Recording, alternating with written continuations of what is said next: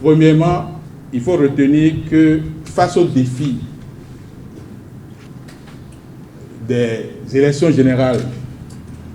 de 2026, le Congrès extraordinaire a pris des résolutions. La première consiste à la modification des statuts et règlements intérieurs pour rendre statutaires les critères de constitution des listes de candidature aux différentes élections constitutionnelles. S'agissant des élections législatives et communales, nous avons unanimement retenu que dans la mesure du possible, les listes de candidature au niveau du parti Moël Bénin aura une parité parfaite, hommes et femmes, avec une parité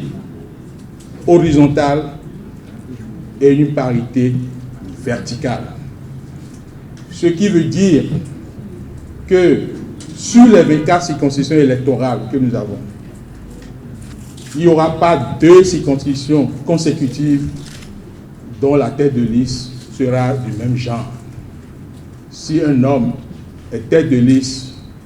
dans une circonscription N, c'est forcément une femme qui sera tête de liste dans la circonscription N+1. Et si un homme est premier sur la liste dans une circonscription, le deuxième candidat sur la liste doit être une femme et vice-versa.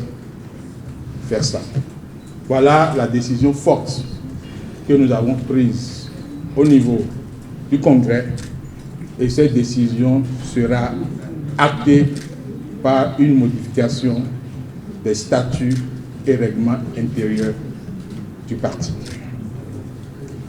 Deuxième chose, dans le même ordre d'idée, c'est par rapport au duo de candidats à l'élection présidentielle. S'il est vrai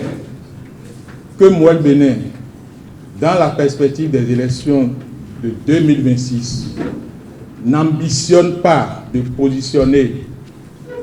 par lui-même un duo de candidats et va s'aligner dans la stratégie que le président Patrice Talon, leader de la mouvance présidentielle, va nous définir, il n'en demeure pas moins que dans nos statuts, nous avons prévu que le duo de candidats, s'il doit être désigné à notre sein à une élection présidentielle en 2031, en 2036 ou à une année plus tard, que ce duo va respecter une parité parfaite, hommes et femmes, avec un équilibre régional. Ça veut dire qu'à l'instar de ce que le président Patrice Talon a présenté au peuple béninois en 2021, Moël Bénin va prévoir dans ses statuts qu'un jour, s'il ambitionne de positionner un duo de candidats, ce duo sera un homme et une femme dont l'un provient de la partie méridionale et l'autre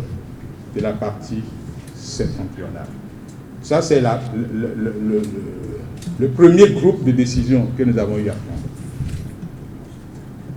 Le deuxième groupe, c'est que dans la perspective des élections législatives de 2026, et tenant compte